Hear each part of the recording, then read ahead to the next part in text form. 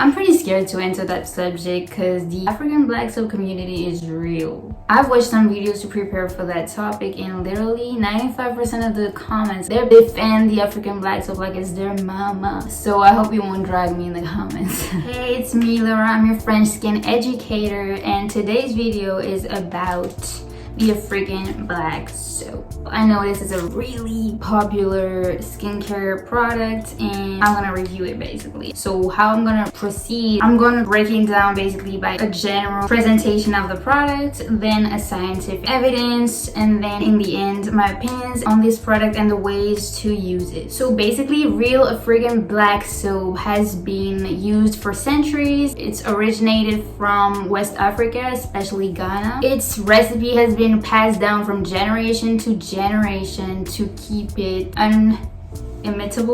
inimitable to avoid imitation. Forgive me, I'm French. It's known to have deep skin cleansing properties, healing skin concerns like acne, eczema, razor bumps, dryness, wrinkles, hyperpigmentation, ingrown hair, even out skin tone. So yeah, it's known to do a lot, and for a huge portion of the skincare community, this product is basically their holy grail, and this is what made their skin clear of acne. Comment down below if you've ever used it. What was your experience with it? I'd love to know. So black soaps are made from oils and ashes of agro waste. Basically, agro waste is agricultural waste. Agro waste are derived from cocoa, palm fruits, groundnut, and sorghum. Palm fruits coming from cash crops and groundnut and sorghum coming from food crops. It can be made of different things. It can be made from roasted plantain skin or roasted cocoa pods. So that's what basically, because it's roasted, gives it the dark color. It's generally made of natural oil like coconut oil, and it often has palm oil in it, which is contributing a lot in deforestation. It's also made oftentimes of shea butter, and it can have essential oils in it. It can also have olive oil, which is, for example, the recipe of the Moroccan black soap. As you can tell, the African black soap composition is very different from one country to another, and from even one bar of soap to another. A good thing though, it is free of sulfates, fragrance, and parabens. I'm very happy to hear this because fragrance is the #1 cause of contact dermatitis. So basically a skin reaction that is gonna make your skin sensitized, dried, irritated. It's gonna strip your moisture barrier. It's gonna cause redness in your skin, inflammation, etc, etc. But if it has essential oils in it, as there is in some recipes of African black soap, it's basically a very high concentration of fragrance. So it's gonna do the same thing, it's just like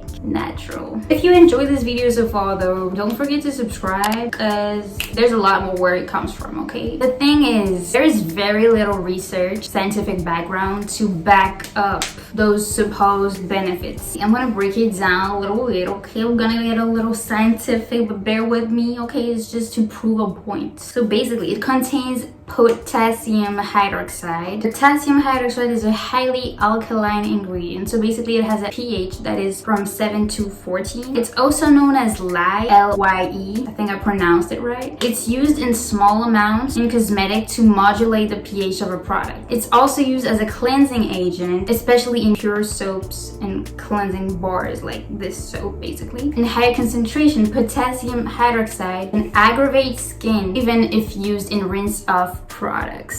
So our soap. African black soap also contains sodium hydroxide, which is also known as lye, and it's also a highly alkaline ingredient that is also regulating the pH of a product. It's also used as a cleansing and denaturing agent, and in high concentration, again, it's a skin sensitizer. It also contains sodium carbonate. Now, sodium carbonate is an absorbent salt used in cosmetics, and it can also be a skin sensitizer.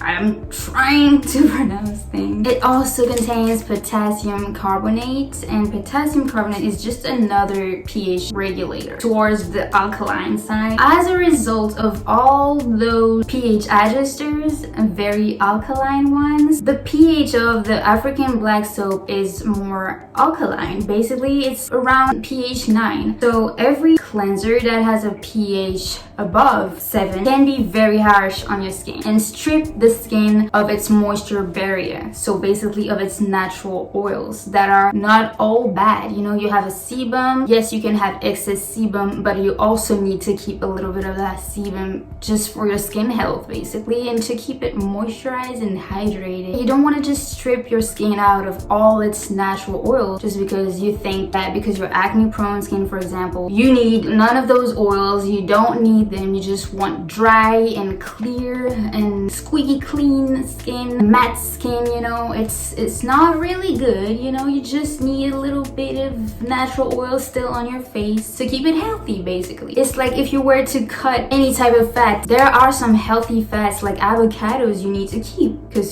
otherwise you would have a disease. So basically your skin needs the same thing. Just keep in mind, like, you need a little amount of natural oils left on your skin. That process of drying the face, because of its alkaline pH, can lead to an increased transepidermal water loss. Basically, it's the process by which water leaves your skin, and it can leave it dry, inflamed, red, sensitive. It can even cause wrinkles. So as I said, there's very little research backing any of those supposed beneficial properties, but I found one research that has been made in Nigeria in 2017 in the Bowen University by the chemistry department. They basically tested different samples of black.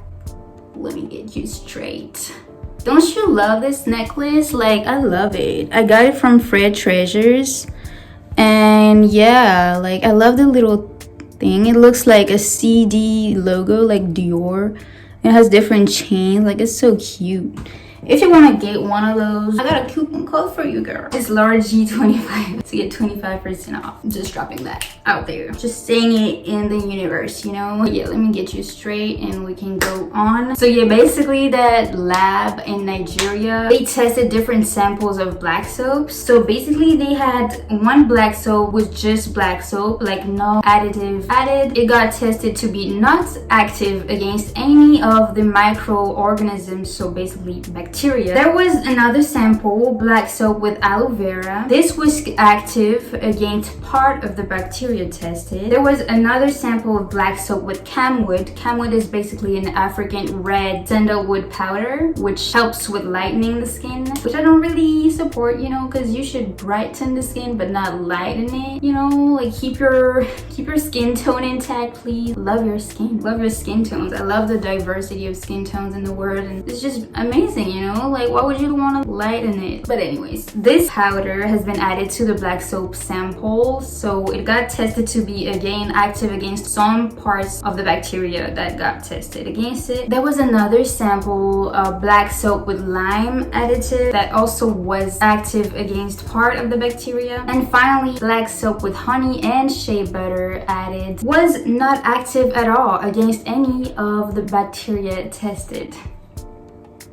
In general, bar soaps definitely aren't a good option for you. Like, you have way better cleanser options in this world. Bar soaps are very stripping and drying to your skin because of the sodium lauryl sulfate that is often present in those bar soaps. That's an agent that makes the bar soap experience enjoyable because it lathers so much, you know, you feel like, wow, it's working. For example, this cleanser, the hydrating cleanser from CeraVe, it doesn't lather at all. Like, it's literally feeling like a lotion on your skin. At first I was a little bit like, and then, like, you know, because it lathers so much doesn't mean it's working. Like, yeah, it's working, but another cleanser that wouldn't lather also works as well. The sodium lauryl sulfate often dries out the skin like crazy, and it's gonna leave your skin stripped out of its moisture barrier. On top of that, bar soaps aren't really hygienic because you always have to wet it all the way around. It's always staying wet. Some water can sit in the container where you put your soap in. That's the perfect nest for developing bacteria. This environment of wet product that is directly exposed to the air because there's no packaging around it, basically when you open it, it's done. It's, you know, it's violated. So this environment creates not only bacteria, it can create mold. I literally watched a video about a girl that used African black soap and overnight it grew mold on it.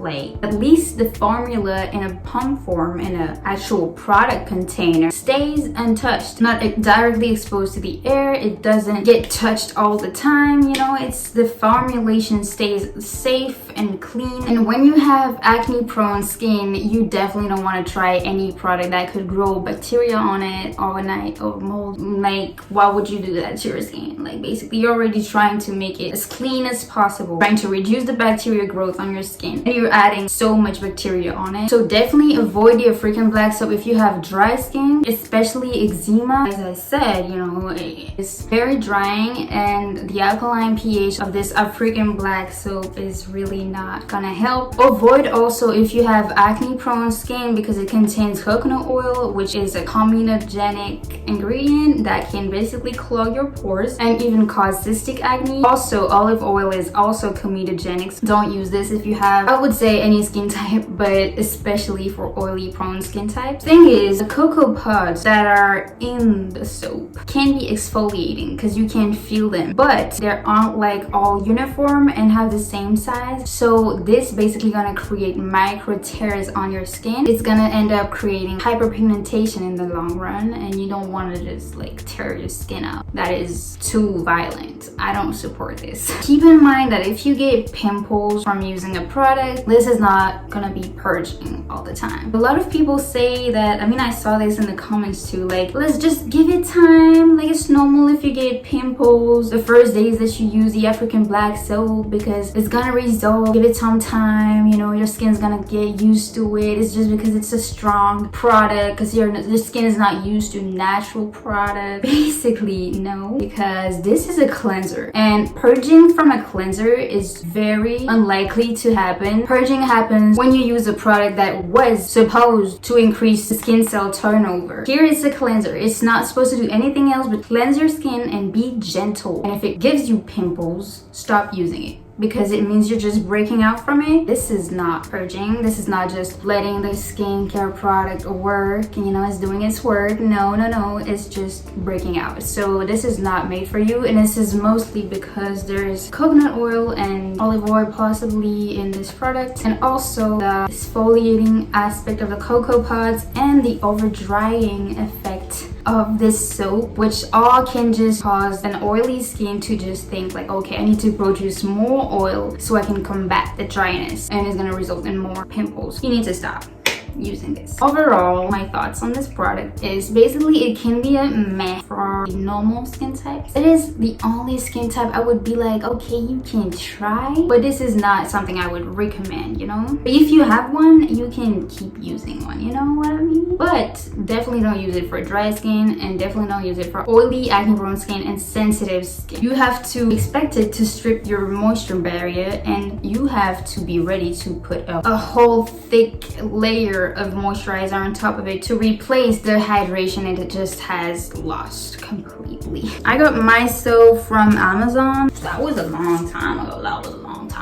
Back when I used to do natural skincare and DIY skincare too. The company is called Naissance. That's a French name basically, but the company is in the UK, and it was so overhyped at the time, and everyone is saying like it's been my holy grail. Like, they defended it like crazy, and I thought, okay, let me give it a try. I just trusted everyone that said that, so I got a whole bundle of 5 and I stocked up like crazy. Years later, I still have this, and I just use it as a hand soap.